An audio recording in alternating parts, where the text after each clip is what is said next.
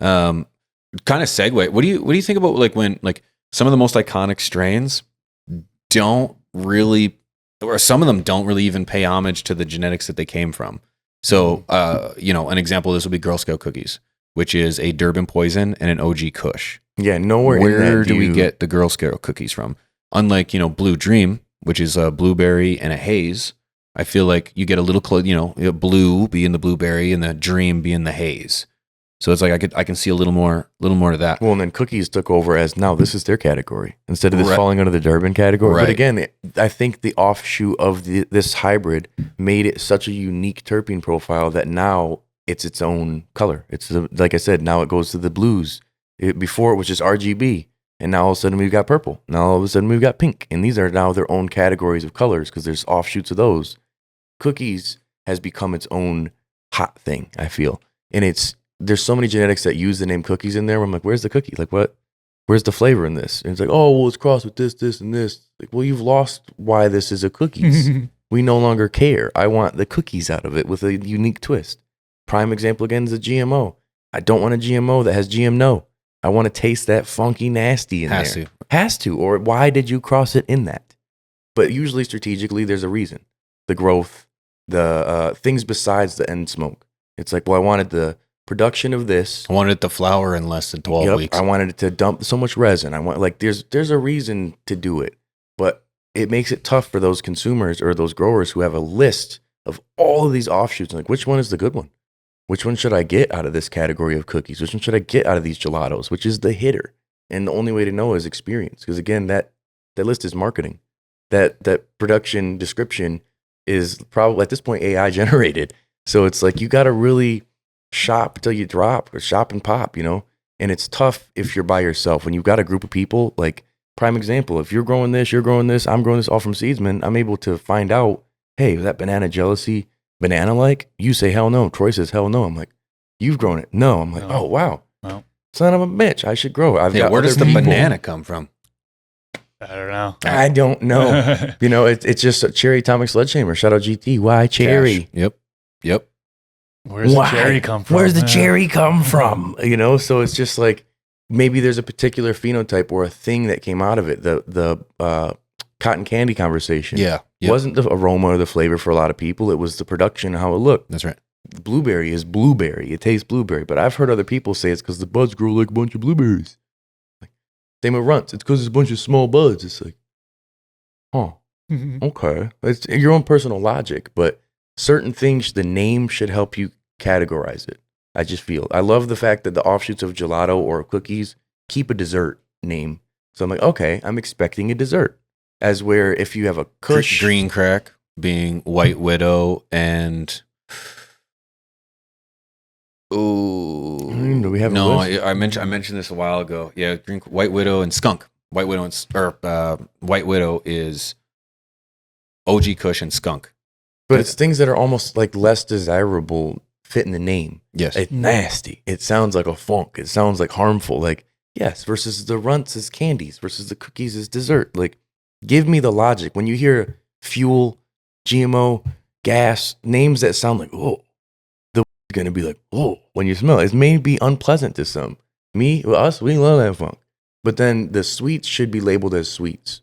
I don't want to grab, because again, we're shopping via look, description, and testing.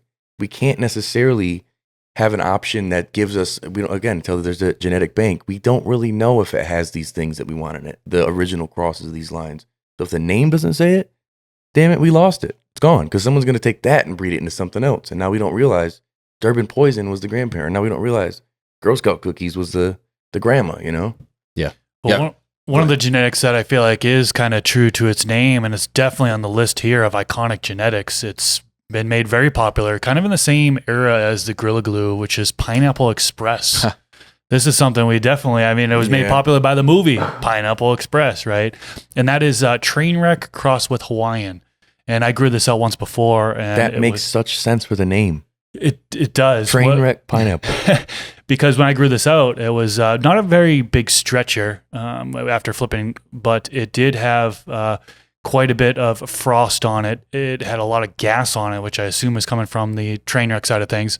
And the flavor I couldn't really pinpoint. I don't really remember. It was a while ago. I don't really remember specifically pineapple, but I totally remember sweetness. Yeah. You know what I mean? 100%. So the sweetness, the fruitiness, fruity sweet, I guess some people call it, that definitely came out on the end result. And so Pineapple Express, absolutely. I personally feel like it's true to its name as far as what you're getting as the end result. Hawaiian being the pineapple, the Express being the train. Yeah, right? that's the difference. I feel like a strategic breeding, like we've been talking about precision breeding, when you're doing something for an outcome that's predictable. You know what I'm saying? That's the difference. And then you take these genetics and you whitewash them out and we lose them. You know how many fake Pineapple Expresses I've had? You know what I mean? Oh my God. Between that, gelato, Girl Scout cookies, all the things we just listed in this episode, you will find a white label generic version. They're guaranteed you're going to find one from ILGM or one of these random brands that aren't even near what it is. It's just like your run story. It's like they won't even be in the category where you're like, yeah, it's just kind of a midsy breed project. Like this one is just a randomly named one. That's the hot genetic. Got it. It's like, huh. Well, what do you know? No testing, no nothing. You got it overseas that fast. It's sad to see because then the casual grower or consumer is Google searching something, the best SEO website they're finding all the time, and boom, now all of a sudden you've got people who are thinking this line of stuff is shit. And I was one of those people where I was like, Pineapple Express is garbage. And then I finally had it and it was such a smack in the face of terps. I'm like, okay, I see why people like this. Same with gelatos. First one I had was so mild because it was a whitewashed white label.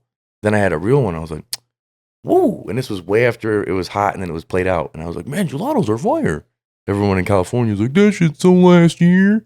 Because it's the trendy, let's move past it. And by doing that, you have people keeping up with the Joneses and they're tossing out these replicas that don't do justice to these lines. Runts is the best example today because everything is a something runts. Something runts. I'd say gelatos are not fading out, but people are realizing that the name gelato and something isn't as hot, so let's call it something else. Let's breed it down to a new thing. I'd like to see the preservation of the lines more than the originals. So it's like if you're going to keep doing gelatos, call it something different if it doesn't have any gelato effect, but otherwise keep it in the dessert name category. So if I'm going to send somebody to find it, they know it's like, this sounds similar. This is a Cheshire Farms cookie.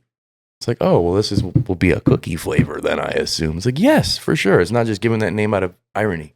Like a lot of genetics. We're like, no, because the buns look like they're there.